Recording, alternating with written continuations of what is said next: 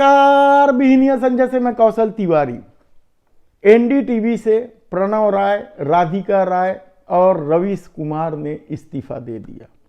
इस खबर की बेहद चर्चा है, जबकि खबर यह कतई नहीं है, क्योंकि पत्रकारिता को जो लोग मिशन के लेते हैं और जिनके लिए आम लोगों का दर्द खुद का दर्द होता है, वे इस्तीफा अपनी जेब में लिए फिरते हैं। ये पत्रकारिता की सच्चाई है। लेकिन इस दौर में विरोध के स्वर को दबाने की जो कोशिश हुई, उसमें खरीद लो, डरा दो, यह प्रमुख खेल था, या फिर बदनाम कर दो। तब ऐसी स्थिति में यह कोई खबर नहीं मानी जानी चाहिए, क्योंकि यह तो होना ही था। रास्ते सत्ता के पास बहुत होते हैं, क्योंकि ताकत सत्ता की बहुत ज़्यादा होती है। ऐसे में अब क्या जस्टिस वाई चंद्रचूड़ के चीफ जस्टिस बनने के बाद न्यायालय के प्रति आम आदमी भरोसा कर ले? यह सबसे बड़ा सवाल है और अहम सवाल है, क्योंकि इस दौर में जिस तरीके से हर मामले को राष्ट्रहित और हिंदुत्व के तराजू में तौलकर न्याय व्यवस्था को भी अपने अनुकूल करने की कोशिश हुई है, उस मुकाबले में क्या जस्टिस चंद्रचूड़ खड़े उतरेंगे? यह सबसे बड़ा सवाल इसलिए उठ रहा है क्योंकि राफेल घोटाले की फाइल इसलिए दबा दी गई क्योंकि राफेल खरीदना राष्ट्रहित का मामला था। इसकी कीमत यदि दुनिया को पता चल जाती तो इसका टेक्नोलॉजी पता चल जाता। यह सत्ता का दावा रहा।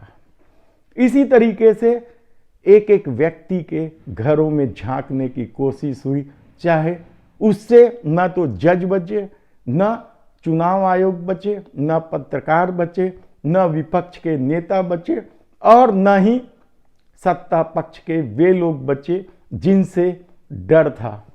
ऐसी परिस्थिति में पेगासस का मामला भी यदि राष्ट्रहित के नाम पर दबा दिया जाए तो फिर क्या कहा जाए। लेकिन चीफ जस्टिस चंद्रचूड़ के कार्यकाल क्या इस मायने से अलग होगा? यह सबसे प्रमुख सवाल है और इसकी बानगी शायद शुरू भी हो गई है।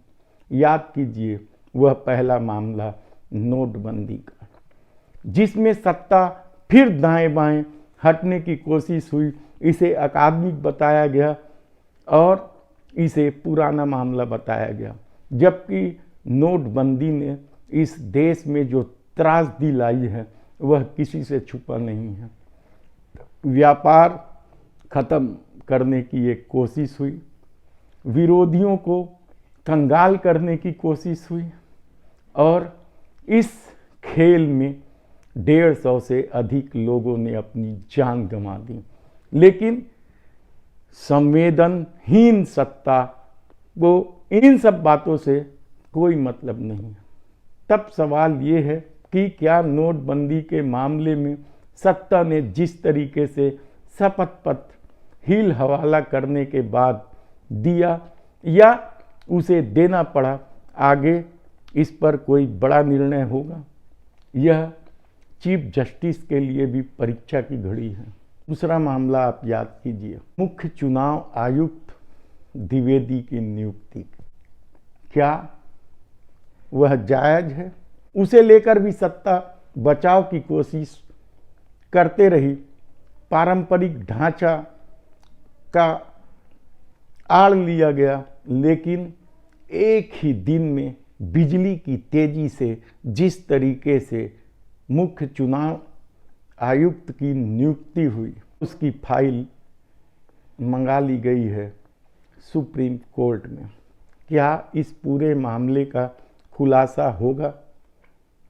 बहुत सारे नामों में 4 नाम और उसके बाद एक नाम, फिर उसी दिन प्रधानमंत्री कार्यालय से दस्तखत हो जाते हैं और राष्ट्रपति अधिसूचना भी जारी कर देती है। ऐसी परिस्थिति में क्या यह सारी रहस्य के पर्दे खुलेंगे? बहुत सारे सवाल सुप्रीम कोर्ट ने पूछा है सत्ता से, लेकिन बेशरम सत्ता को इन सब बातों से कोई लेना देना नहीं है। वह जानती है कि राष्ट्रहित और हिंदुत्व की चाशनी में सब कुछ मीठा मीठा कर लेना है। तब सवाल ये है कि क्या इस मामले में भी सुप्रीम कोर्ट कोई बड़ा फैसला लेगा जो नजीर बने? लेना चाहिए, क्योंकि इस दौर में जिस तरीके से संवैधानिक संस्थाओं का सत्ता ने अपनी ताकत के बल पर दुरुपयोग किया है, यह किसी से छिपा नहीं है। याद कीजिए आप किस तरीके से प्रवर्तन निदेशालय यानी ईडी में नियुक्ति हुई। संजय मिश्रा की नियुक्ति को लेकर कितने ही सवाल उठे। नियम कानून बदल दिए गए और फिर इसी माह यानी नवंबर के महीने में उन्हें फिर कार्यकाल ज़्यादा दे दी गई। ऐसी तमाम परिस्थितियां जब देश में हैं, तो क्या अब लगातार जिस तरीके से सुप्रीम कोर्ट मोदी सरकार पर लानत भेज रही है, क्या आने वाले दिनों में यह और तलखी बढ़ेगी? दिखने भी लगी है। जजों की नियुक्ति को लेकर, कॉलोनाइज्म को लेकर जिस तरीके से केंद्र सरकार अड़ियर रुख अपनाया हुआ है, उसकी वजह से न केवल जजों की नियुक्ति का मामला रुक गया है, बल्कि सीनियर जूनियर को लेकर भी कई तरह के सवाल उठने लगे हैं। और अब तक जो होता था कि सुप्रीम कोर्ट सिफारिश करती थी और सरकार को यदि किसी नाम पर आपत्ति होती थी तो बहुत जल्दी वो आपत्ति दर्ज कर भेज देती थी और इसके बाद सुप्रीम कोर्ट उन नाम को वापस भेजती थी तो सरकार उसकी नियुक्ति कर देती थी। लेकिन इस दौर में ऐसा कुछ नहीं किया जा रहा है, दबाव बनाया जा रहा है। लेकिन यह बात कौन समझे और किसे समझाए? क्या न्यायालय के इन फटकारों का असर सरकार पर होता है? जनता देख रही है, जनता पर क्या इसका असर होगा? बहुत सारे सवाल हैं। आने वाले दिनों में पता चलेगा इन सब बातों का। लेकिन एक बात तो तय है कि इन तीनों मामलों ने, नोटबंदी, मुख्य चुनाव आयुक्त की नियुक्ति और जजों की नियुक्ति में सुप्रीम कोर्ट ने मोदी सरकार को आईना दिखाया है, न्याय व्यवस्था की ताकत का एहसास कराया है।